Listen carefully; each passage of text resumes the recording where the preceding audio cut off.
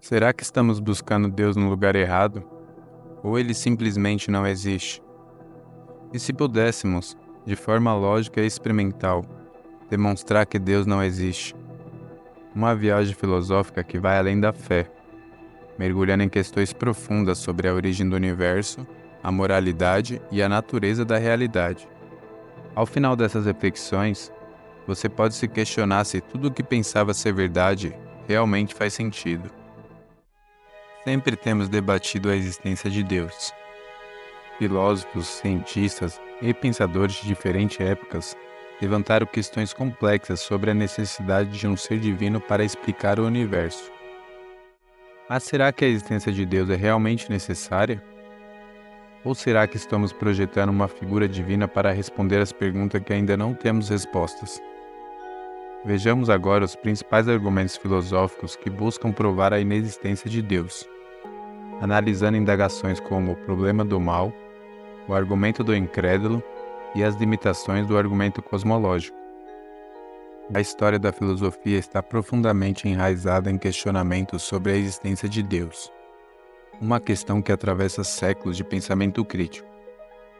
Desde a antiguidade, filósofos têm desafiado a necessidade de um ser divino para explicar o universo e nossa experiência dentro dele.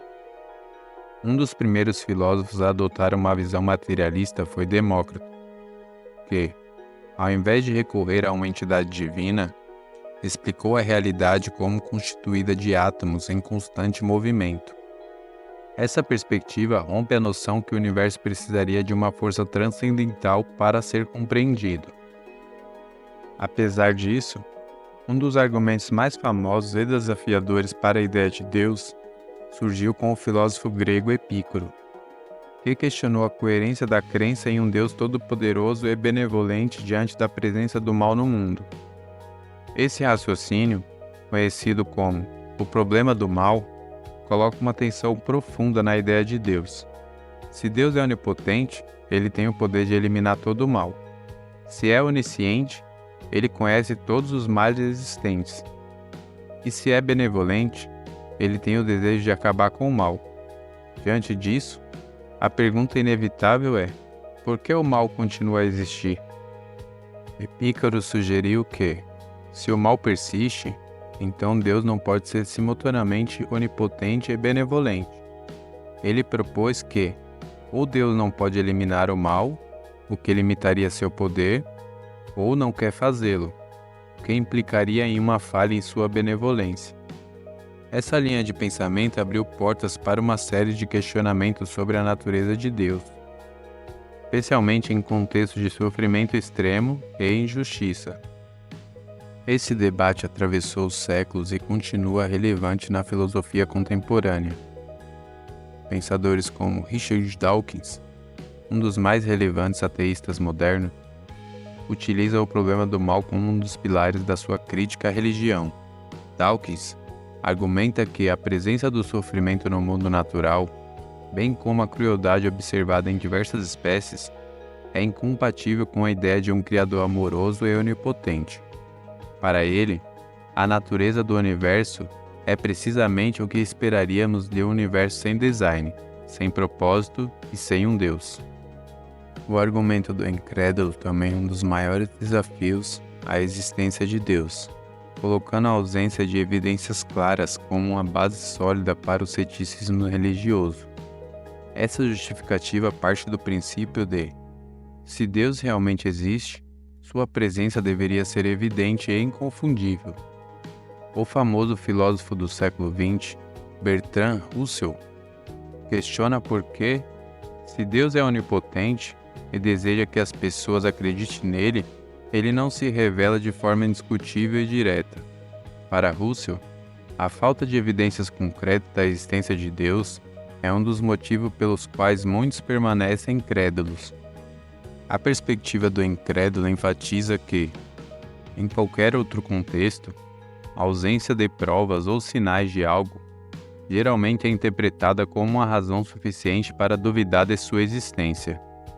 A crença em Deus, sendo assim, é desafiada pela ideia de que, se um ser divino onipotente e onisciente existisse, seria razoável esperar uma manifestação direta e clara desta entidade para eliminar qualquer dúvida. A ausência de tal revelação, para muitos, justifica o ceticismo e até o ateísmo. Além disso, filósofos como Nietzsche oferecem uma visão radicalmente diferente sobre a origem de Deus, afirmando que ele é uma criação humana, uma projeção dos desejos e medos da humanidade. Segundo Nietzsche, Deus foi inventado para justificar a ordem moral e social, preenchendo um vazio existencial e oferecendo um sentido à vida e ao comportamento humano.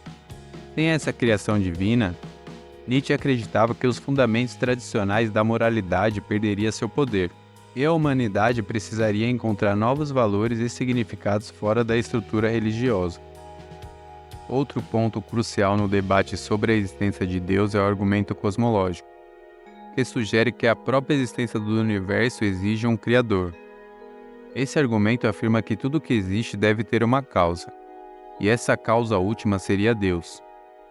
Em contrapartida, o argumento cosmológico tem sido amplamente contestado por físicos e filósofos modernos.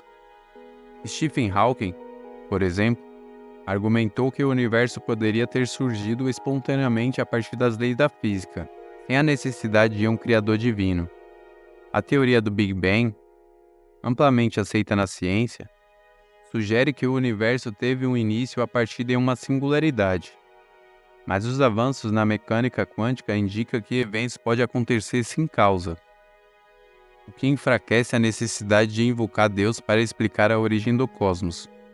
Essa visão científica oferece uma explicação naturalista para o surgimento do universo, uma que não depende de uma entidade divina.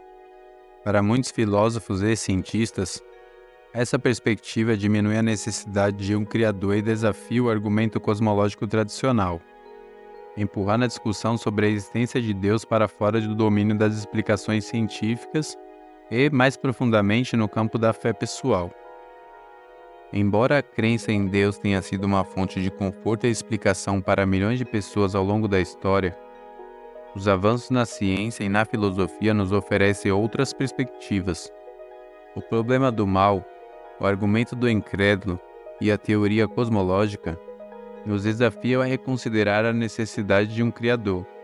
Talvez a solução para esse dilema esteja em entender que a moralidade, a origem do universo e as questões existenciais podem ser explicadas sem recorrer a um ser divino.